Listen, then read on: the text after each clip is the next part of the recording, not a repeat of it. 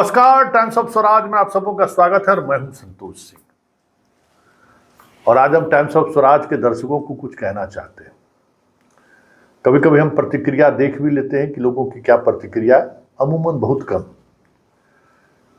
लेकिन और कभी कभी होता यह है कि जो हमारे परिचित हैं वो प्रतिक्रिया आपकी खबर पर, मेरी खबर पर क्या प्रतिक्रिया चल रही है उससे वो अवगत भी कराते हैं। जैसे कल ही एक हमारे सर हैं, वो बड़ा हंसते हुए इमोजी के साथ एक मैसेज उन्होंने भेजा कि जो आदमी अब तेजस्वी को किसी जिस खबर को लेकर आपने एक्सपोज किया है उसमें जो जो आपकी आलोचना कर रहा है वो अभी जो बीजेपी वाली खबर पर जो आप बीजेपी को आईना दिखाए हैं उसमें आपको बधाई दे रहा है, कह रहा है क्या पत्रकारिता है संतोष जी का।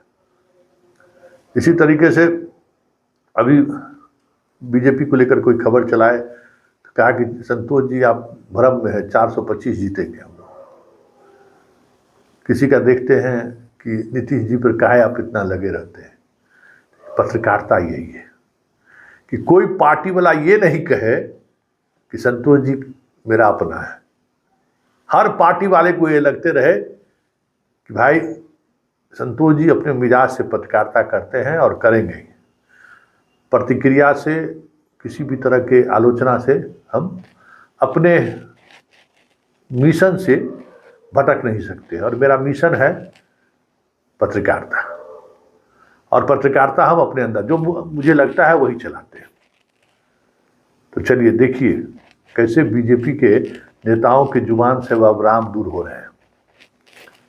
जी हाँ, अमित शाह आज कटिहार आए थे। उम्मीद की जा रही थी कि वो कटिहार में स्वाभाविक तौर पे एक तरफ मुसलमान उम्मीदवार कांग्रेस का है तारिक अनवर, दूसरी तरफ दुलारचंद गोस्वामी जदयू से हैं, तो हमें लगा कि कटिहार में ये कॉमनल लाइन लेंगे, कुछ ना कुछ ऐसी बात वो कहें जिससे तनाव उत्पन्न हो। लेकिन पूरे भाषण के दौरान 16 मिनट 59 सेकंड इन्होंने भाषण दिया है। पूरे भाषण के दौरान राम तो गायब ही हो गए। एक बार भी इन्होंने राम की चर्चा नहीं की। एक बार कश्मीर की चर्चा की और एक बार धारा 370 की। लेकिन उसके बाद उन्होंने जो चर्चा की है वो आप सुनकर हैरान रह जाएंगे। पहले जरा सुनिए, अमित शाह आज कटिहार के सभा में ऐसा क्या कहा है जिससे सुन आप हैरान हो जाएंगे।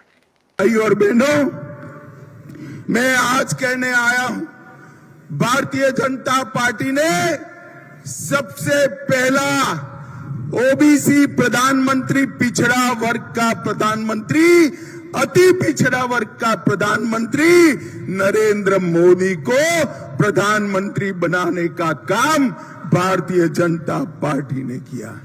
भाई और बहनों, एक गरीब चाय बेचने वाले के बेटे को भारतीय जनता पार्टी ने प्रधानमंत्री बनाया और मोदी जी ने अपने मंत्रिमंडल में 35% पिछड़ा, अति पिछड़ा सांसदों को मंत्री बनाने का काम किया है। नरेंद्र मोदी जी ने पिछड़ा वर्ग को संवैधानिक मान्यता देकर पिछड़ा वर्ग आयोग बनाने का काम किया। 16 नई जातियों को ओबीसी में जोड़ने का काम किया और ऑल इंडिया कोटा में एमबीबीएस, एमडी और इंजीनियरिंग के दाखलों में पिछड़ा वर्ग के बच्चों को 27% आरक्षण देने का काम नरेंद्र मोदी जी ने किया। केंद्रीय विद्यालय, नवोदय विद्यालय और सैनिक स्कूल के दाखलों में भी नरेंद्र मोदी जी ने रिजर्वेशन लिया। तो आपने सुना, अमित शाह मोदी जी का जाति बता रहे हैं और कह रहे हैं कि इस देश में इससे पहले कोई पिछड़ा जाति का, अति पिछड़ा का प्रधानमंत्री नहीं बना है। मनमोहन सिंह की जाति क्या है हमें तो नहीं मालूम है। 10 साल नेहरू जी के बाद सबसे ज़्यादा प्रधानमंत्री वही रहे। अब इस बार अगर मोदी जी जीतेंगे तो ये प्रधानमंत्री बनेंगे। देवगौड़ा जी का कौन सी जात था भाई? गुजराल साहब का कौन जात था? हमें नहीं मालूम। बहुत सारे चौधरी चरण सिंह का कौन जाते थे, वो भी प्रधानमंत्री बने थे। गुलजारी लाल नंदा कौन जाते थे, हम लोग नहीं पता है। तो बहुत सारे इस देश में ऐसे प्रधानमंत्री हुए हैं जिनके जाति के बारे में कुछ कहा नहीं जा सकता। लेकिन बीजेपी को ये कहना पड़ रहा है कि हमारे प्रधानमंत्री जी अति पिछड़ा और पिछड़ा है।